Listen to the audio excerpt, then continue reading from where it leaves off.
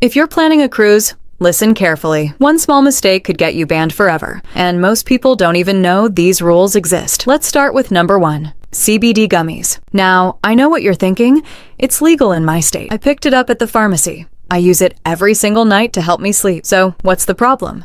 That's exactly what a nurse from Texas thought too. She had been sailing with Carnival for years. Loyal customer, never any trouble. She packed a small bag of CBD sleep gummies in her backpack for her anniversary trip with her husband and kids. She didn't think twice about it, but the moment those gummies showed up on the scanner at Port Miami, her entire vacation fell apart. Security pulled her aside. She sat in a room being questioned for 2.5 hours. Her husband and sons were standing at the gate, not wanting to go without her. And a few weeks after she got home, a letter arrived from Carnival. She was banned permanently from every single ship in their fleet. And here's the part that gets most people. Cruise ships don't run under your state's laws. They run under United States federal law. And under federal law, CBD is still a restricted substance. Doesn't matter if your doctor told you to take it. Doesn't matter where you bought it. The rules change the moment you walk into that terminal. So before your next cruise, sit down and go through everything in your bag. Every supplement, every gummy, every oil. Because one ingredient you didn't think about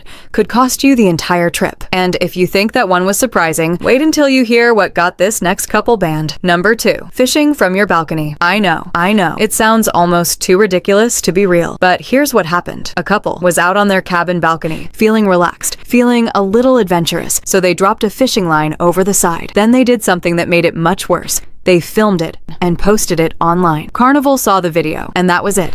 A letter went out. Banned for life, both of them. Here's why cruise lines treat something like this so seriously. That fishing line doesn't just hang there harmlessly. It can swing down several decks and strike another passenger who has no idea it's coming. On top of that, there are strict environmental laws about what goes into the ocean from a ship. So as peaceful and tempting as that water looks from your balcony, wait for a proper fishing excursion on shore. Number 3. Climbing over the balcony railing. We've all scrolled past those photos online. Someone standing at the very edge of a cruise ship with nothing but ocean behind them, looking like a scene from a movie. It looks incredible, but here's what those photos don't show you. A woman on a Royal Caribbean cruise climbed over her balcony railing to get that shot. Another passenger saw it and reported it immediately. That photo became a permanent ban from the cruise line. And on a Carnival ship, another woman did the same thing, climbed over and stood on the roof of a lower deck. She was also banned for life. That railing is there for one reason: to keep you from going into the ocean. It is not a photo prop, it is not a fun challenge, and cruise lines have made it very clear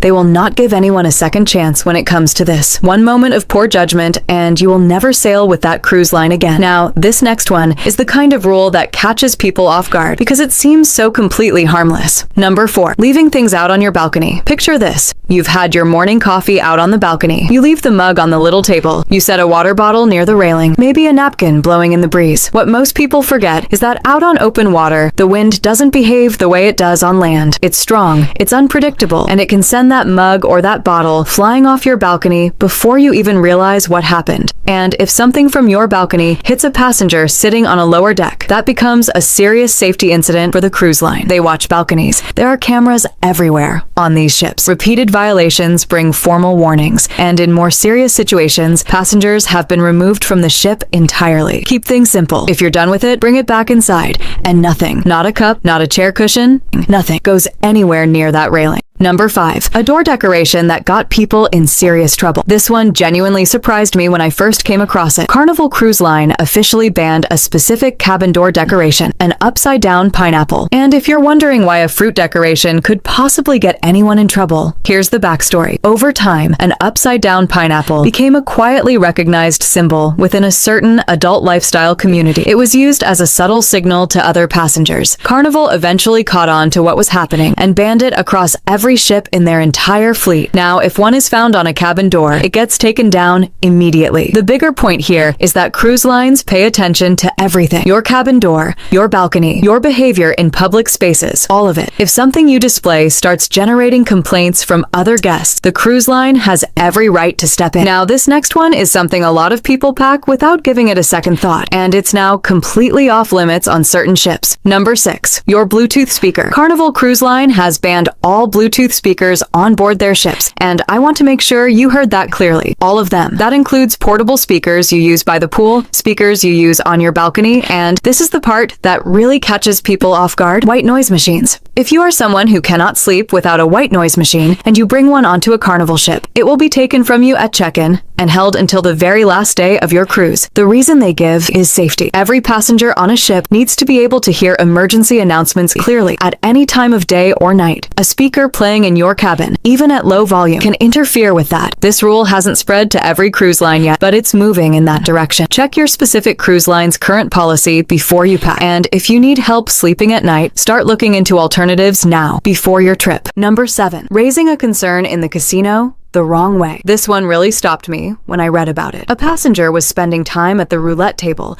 and started noticing something that didn't feel right to him. Over the course of several days, he watched carefully and became convinced that something suspicious was going on. So he walked up to the dealer and asked for the ball to be swapped out. Within moments, a manager appeared, then a security team. He was escorted out of the casino, and shortly after that, every single one of his 5 prepaid future cruises was canceled. Then came a formal legal notice from the cruise line's attorneys. Now maybe his concern was completely valid. Maybe it wasn't, but the lesson here has nothing to do with whether he was right or wrong. It's about how you raise a concern. If something on a cruise doesn't feel right to you, go to the guest services desk. Speak quietly and calmly with someone there. Do not make a move directly on the casino floor. These ships have enormous financial and legal interests tied up in their casino operations. A confrontation in that space, even a well-meaning one, can follow you for years. And this next one is something a lot of couples on special trips never think to consider. Number 8. Sound traveling from your cabin. Here's something that surprises almost everyone the first time they hear it. Cruise ship walls are much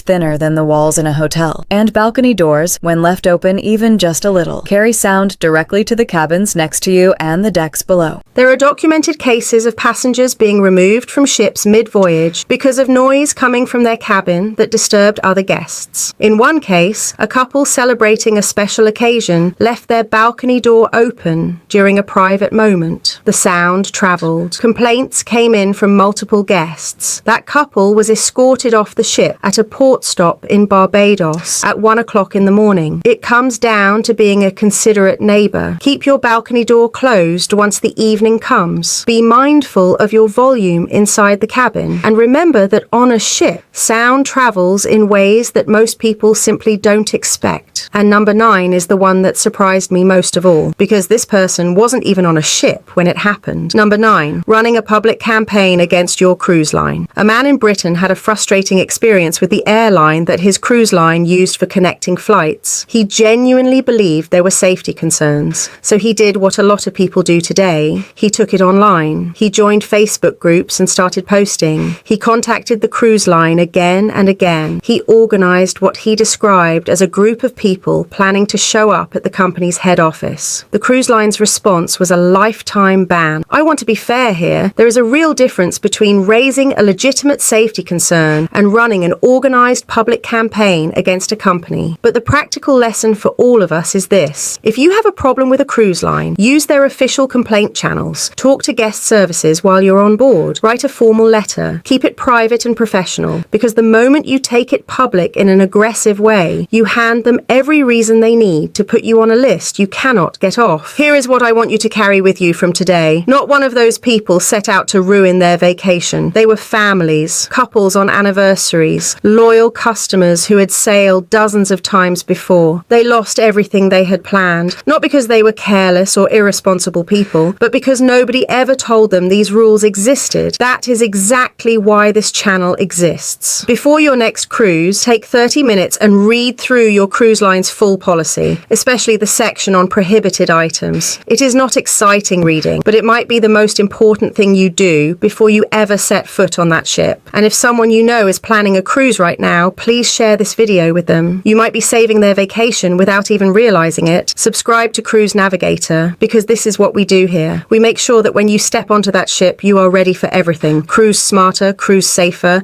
and cruise with complete confidence. I will see you in the next one.